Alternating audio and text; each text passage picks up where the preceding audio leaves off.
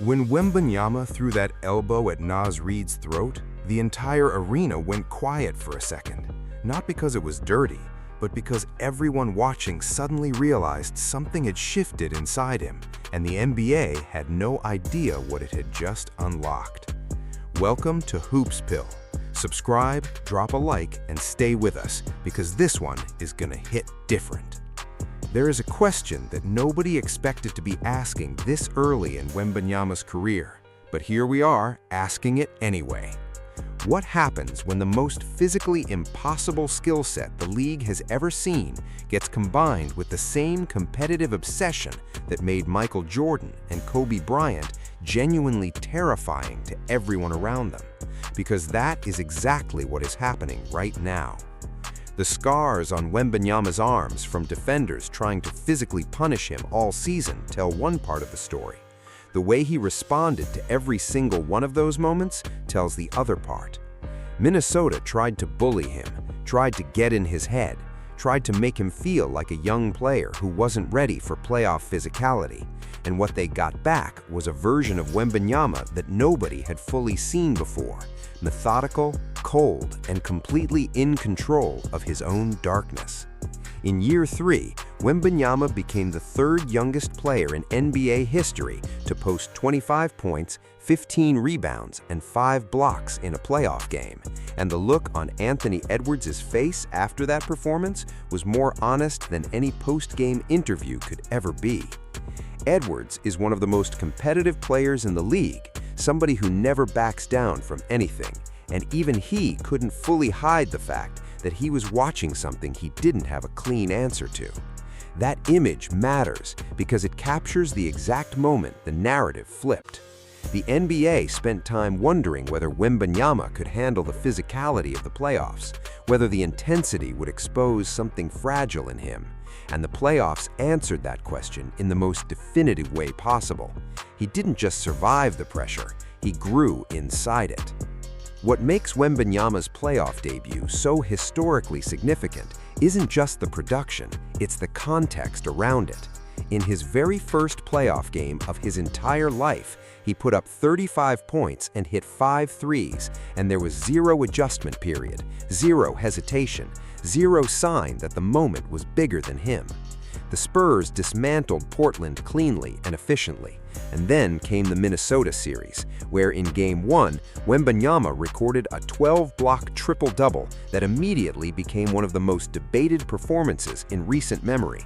A viral tweet claimed almost all of his blocks were goaltends or fouls, which spread fast, but watching the actual clips, the reality is closer to 2 or 3 questionable calls at most, and the one where he missed the ball with one hand and recovered to block it clean with the other is genuinely one of the best individual defensive plays you will see in any era. The controversy itself tells you something.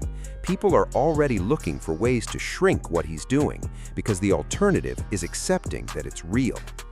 The statistical comparison that keeps coming up deserves to be said clearly and directly.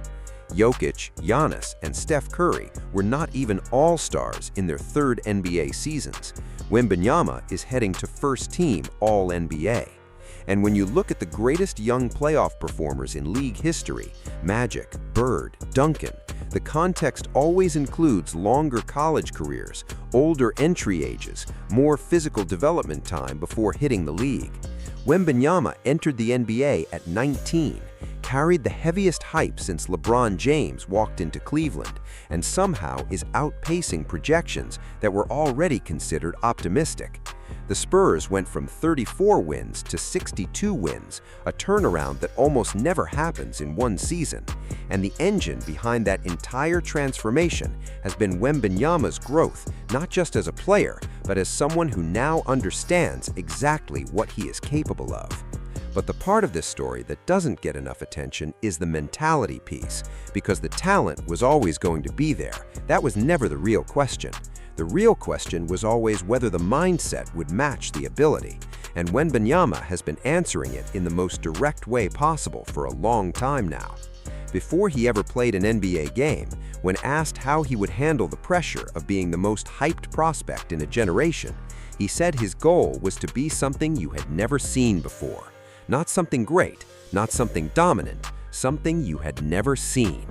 When he was asked about Scoot Henderson competing for the top pick, his response was calm and devastating at the same time.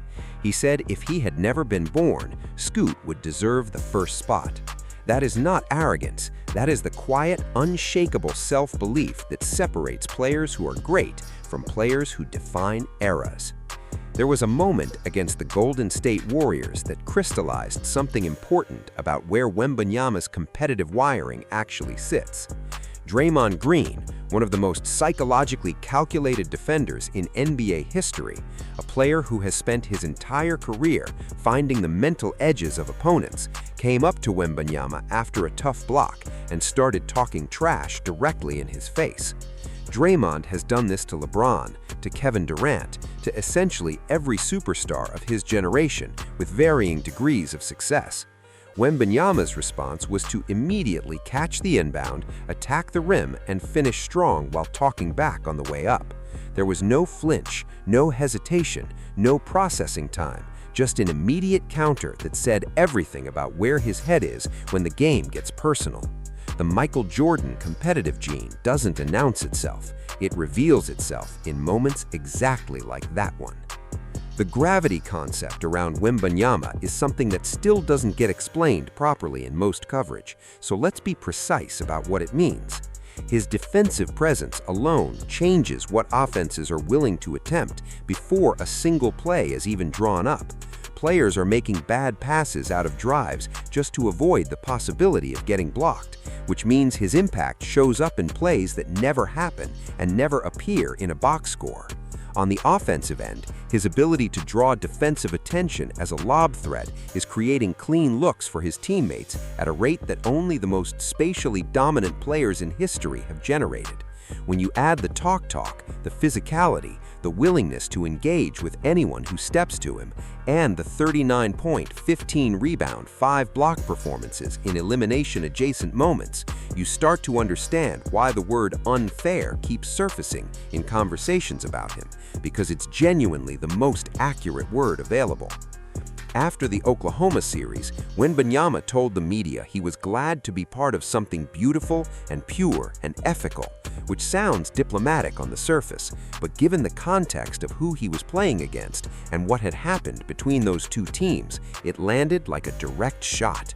And it wasn't random, because Wembanyama's relationship with the Oklahoma Thunder, and specifically with Chet Holmgren, is one of the most genuinely fascinating storylines building quietly underneath everything else happening in his career right now.